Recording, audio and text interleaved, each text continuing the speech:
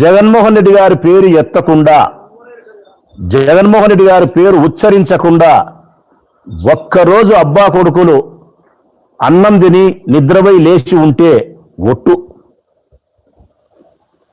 జగన్ నామస్మరణ చేయకపోతే సూర్యుడు ఉదయించడు, సూర్యుడు అస్తమించడు అబ్బా కొడుకులకు. మరిది భయమా, ప్రేమనా? అబ్బా కొడుకులే చెప్పాలా. లవ్వా, శత్రుత్వమా? మరి ఏం చేసింది అదే పొద్దుటూరులో కూడా. ఏంటి ఆయన చేసిన విమర్శలు? జగన్ క్యాన్సర్ గడ్డ, జగన్ క్యాన్సర్ గడ్డ, జగన్ వాళ్ళ చిన్నాయన వివేకానంద రెడ్డిని లేపేసినాడు. నేను కడపకు వచ్చినప్పుడే చెప్పినా లేపేసినాడు అని చెప్పి. జగన్ రైతు ద్రోహి, జగనేటుకు పరిశ్రమలన్నీ వెనక్కిపోయినాయి. కూటమి పాలనలో బ్రహ్మాండమైన సంక్షేమం అభివృద్ధి అందింది. ఈ సెల్ఫ్ డబ్బా.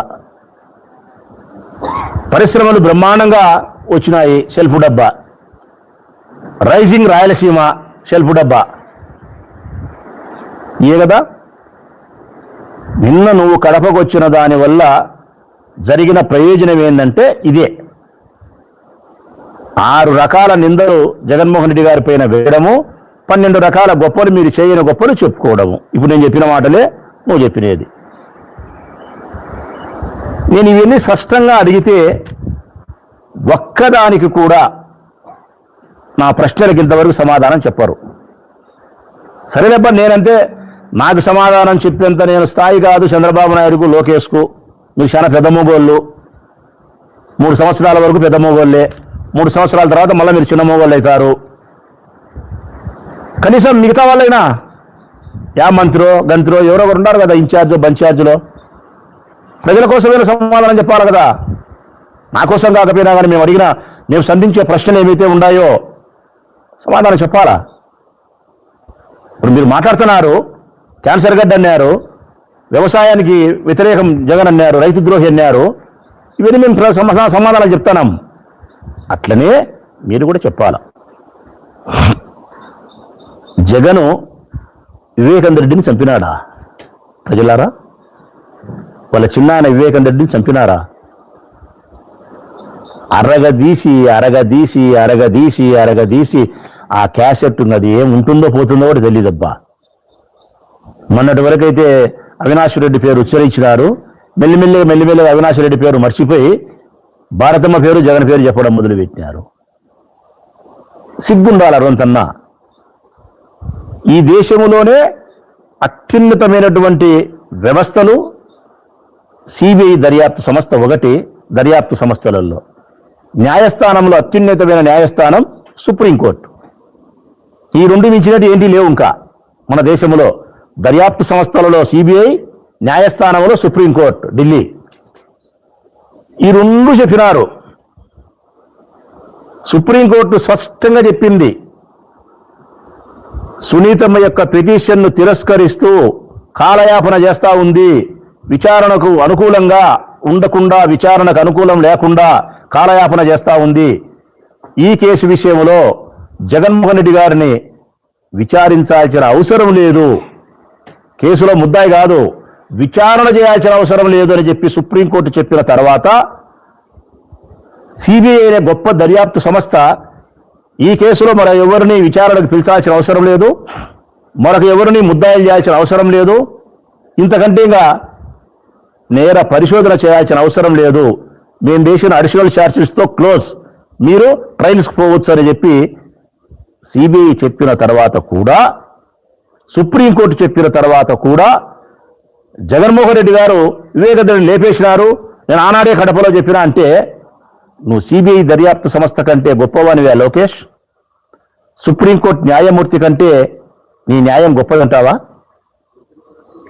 లేకుంటే సుప్రీంకోర్టు న్యాయమూర్తిని నువ్వు అవమానపరుస్తున్నావా? లేకుంటే భారతదేశంలో అత్యున్నతమైన సిబిఐ దర్యాప్తు సంస్థ యొక్క దర్యాప్తు విధానాన్ని నువ్వు శంకిస్తున్నావా? అహంకారం, అసూయ, ఈ 2 నీ దగ్గర ఉండేది. జగన్మోహన్ రెడ్డి పైన అసూయ, పదవి ఉందనే ఉద్దేశంతో, అధికారం ఉందనేదో అహంకారపూరితంగా మీరు మాట్లాడుతున్నారు. ఇది వివేకానంద రెడ్డిని జగన్మోహన్ రెడ్డి గారు చంపినారన్నది అబద్ధం. నిజం ఏందో తెలుసిన ప్రజలారా, పిల్లనిచ్చిన మామను స్వర్గీయ ఎన్టీఆర్ గారిని ఒకే ఒక పోటుతోనే, మళ్ళీ రెండో పోటు కూడా లేదు, వెన్నుపోటు అని ఒకే ఒక పోటుతోనే మామను హత్య చేసి తెలుగుదేశం పార్టీ అనే పార్టీని లాక్కొని దుర్మార్గంగా దౌర్జన్యంగా అందలమెక్కి అధికారాన్ని అనుభవిస్తూ ఉండే వ్యక్తులు మీ తండ్రి కొడుకులు. ఇది రాష్ట్ర వ్యాప్తంగా ప్రజలందరికీ తెలిసినటువంటి నగ్న సత్యం.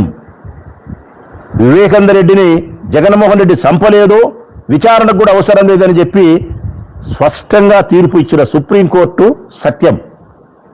నీ మామను నువ్వు ఒకే ఒక పోటుతో, వెన్నుపోటు అనే ఒకే ఒక పోటుతో చంపి ఆయన రాజకీయ పార్టీని లాక్కున్నావనేది యావత్ ప్రపంచం చెప్తా ఉండే పచ్చి నగ్న సత్యం.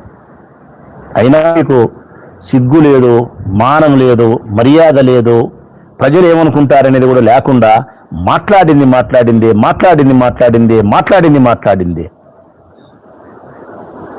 రెండవది, జగన్ క్యాన్సర్ గడ్డనా?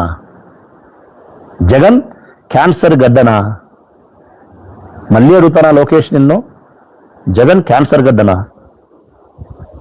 శరీరంలో ఎక్కడైనా క్యాన్సర్ ఒక్క అవయవానికి వస్తే, శరీరంలో ఏ అవయవానికైనా క్యాన్సర్ అనేది ఒకటి వస్తే శరీరాన్ని అంతా కూడా నిర్వీర్యం చేసేస్తుంది, అవయవం ద్వారా మరణాన్ని సంభవింపజేస్తుంది. జగన్ అనే వ్యక్తి క్యాన్సర్ గడ్డ అయితే ఈ రాష్ట్రానికి అవరోధం కావాలా? ఈ ప్రజలను అడుగుతామా మనము? రెఫరెండం తీసుకున్నామా ప్రజలను మనము? ఈ రాష్ట్రం ఏమవుతుంది? ఇది చేయలేదు ఇప్పటికీ. ఏం చేసావు? కొండను దొవ్వావు, ఎలుకను పట్టావా, తోకన పట్టావా, దాన్ని ఈకన పట్టుకున్నావా? నువ్వు మాట్లాడడం ఏంటంటున్నా? గొంగళి దీంట్లో కూర్చొని భోంచేస్తూ నువ్వు బొచ్చేరినట్టుంది. నువ్వే ఒక అవినీతి పరుడివి. నీకు అన్ని డైరెక్ట్ లింక్స్ ఉన్నాయి.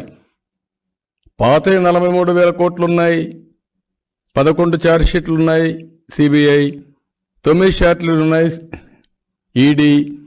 ఇప్పుడు ఇంకా మళ్ళా ఇవి శాండు, ల్యాండు, మైను, లిక్కరు, బోల్డన్ని ఉన్నాయి. ఇవన్నీ దగ్గర కొంటే నువ్వు ఎక్కడ పోతావు నీకే తెలియదు.